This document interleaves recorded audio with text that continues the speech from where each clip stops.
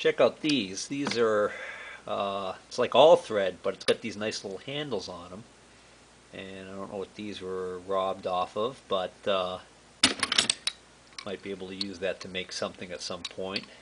Two with these plastic handles on them, and then two with these nice little metal handles.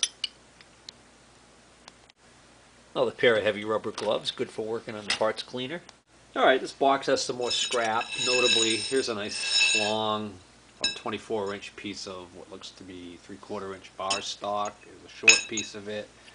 Here's a pretty thick disc of aluminum or stainless. That might be stainless. It's heavy.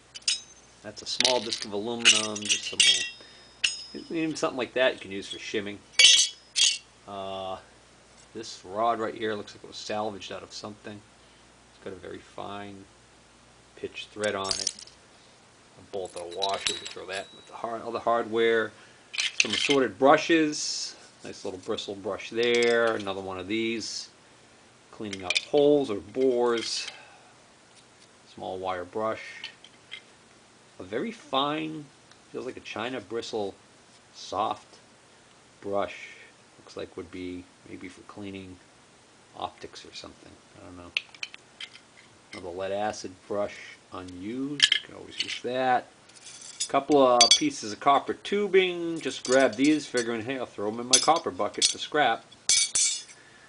Looks like a full set of Allen wrenches. I like these style. These have the ball end on them, so they're a little easier to, if you're not perfectly lined up, to get in and out. A couple of nice little handles here for a project. You can see, you know, you make a hand wheel or break a handle on a hand wheel, you might be able to tap it and use one of these as a replacement. Another just a random Allen wrench, pair of scissors, just like Mom used to use. So, duct tape, electrical tape, an unopened 732 multi-purpose sealant RTV. This is really good stuff. I've used this before, and I've gotten some recently, and it came in a container that looked, the box looked exactly like this, so I don't think this is really that old. A couple of magic markers. We'll see if they're dried out. If they're not, we'll keep those. And then more evidence that we had a bunch of welding stuff here in the cabinet. These are just for splicing heavy gauge wire together.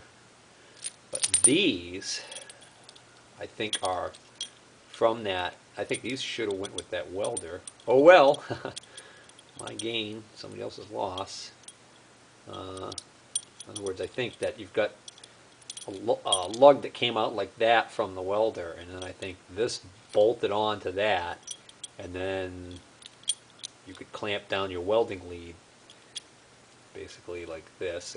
You know, your wire goes in there and then it tightens down on it like that. And I got 3 of this size and then 2 of these big suckers right here. So you know, if I get a big welder at some point, you know, like I keep coming back to that Miller Dialarc 250 HF unit that I missed out on the other day. Breaking my heart now, especially when I go on and see that, you know, people are asking $1,000 to $1,500 for that setup that I could have had for $7. A couple of bottles of Snoop liquid leak detector. You know, anytime you're working on gas, or like if you're tightening up your oxyacetylene torches and stuff like that, or you know, any kind of gas bottles. Nice handy thing to have. I usually mix up dishwashing soap liquid in a bottle in a hand sprayer, and I tend to use that. That's a poor man's version of this stuff. This one's almost full, and this other one's unopened. Alright, we got a whole bunch of these wood slats right here, which I first was just going to throw them in the kindling pile for starting fires, and then I went and checked, and I'm glad I did. These actually are cut to the perfect length to go as dividers in those homemade wooden felt line drawers that I'm using, so I'll hold on to those in case I want to make smaller compartments out of some of the larger ones. And this is just an envelope full of yellow pencils with covers. You say made for Radio Marine Corp of America. The envelope says these are NSNR, so that's National something something number, I think. Item number 13-9, pencil, comma, radar grease marker, 12 each. Radio Marine, New York. Date packed, December of 1953. I wonder if these are actual pencils made for writing on a CRT screen, like when you're marking. I don't know. I'm just thinking out loud here. One what looks to be a hole punch for punching through thin material, like leather maybe or something like that. I don't know, but if you have a full set of these, they're handy for when you're making your own gaskets. This is just one. Brand new roll of electrical tape by the looks of it. This little, it's not an awl. It's got a blunt end to it that comes to a pretty fine point. I guess for pushing out a pin or something like that, maybe.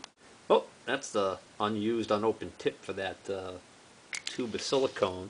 Here's a collar with thousands graduations on it. This clearly belongs on some sort of a machine. I'll have to hold on to that just in case it belongs to the index mill, although the index mill I think had everything. Some little odd items here. These look like standoffs for electronic components inside of something, and somebody screwed them together maybe just to keep them together so they wouldn't get lost. Here's a little shield for something. That hole is threaded. I don't know what the deal is with that. A little fan blade. Again, it's aluminum. I'll go in the aluminum scrap bucket. A very early brass scale. Got a hook on the end there. So I guess the idea was this would be hung somehow, and then you'd hook whatever you wanted to measure on there. And this is a Chatillon's balance number 2, patented. And somebody actually took the time to, looks like, polish the face of this, so somebody thought highly of it. Yet a couple more sticks of this material here. You know, it almost seems like cement board. Ooh, battery died. Not quite sure where I left off. I think I was talking about this junk over here. And, yeah, oh yeah, that's what I was talking about. These things here, they're like strips of cement board. I mean, they're really hard. I can imagine whatever saw they used to cut these probably dulled the blade like crazy. Wonder what he was using these for. Let's see. The putty knife. We got 2 of these wrenches right here. They're both by, they're actually a little bit different as far as age-wise, I think, because this one says Williams up here, 207A, and this one says Williams over here, and it's so. But they're the same type of wrench. They're both 1 1/8", looks like. Yep, they're both 1 1/8 inch wrenches. And they've got these long tapered handles that come to a point that I don't know if they're designed to be pry bars, or they scream about the idea of putting a pipe over the end there for extra leverage. Those are genuine antiques. A welder's cap.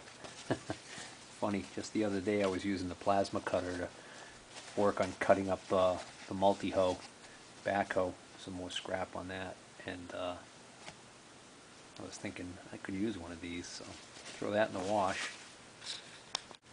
Here's an intake air filter for an air compressor, I think. Pretty sure that's what that is. This is another McMaster car baggie, but this one appears to be filled with T-nuts.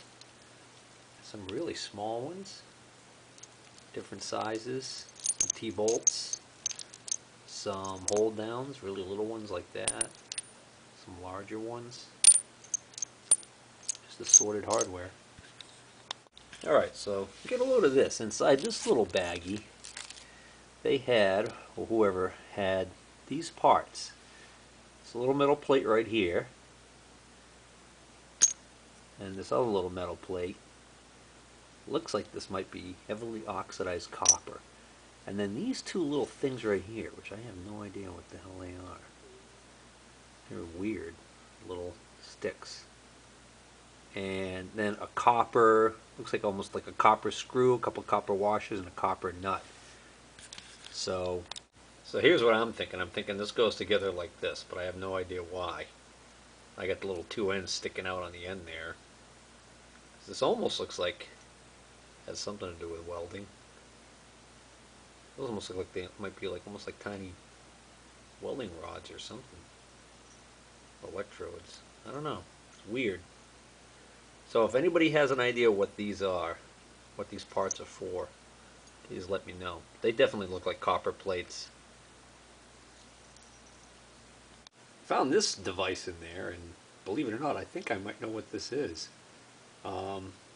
What it looks like to me is it actually looks like what they call a pin straightener, which is a device that's used.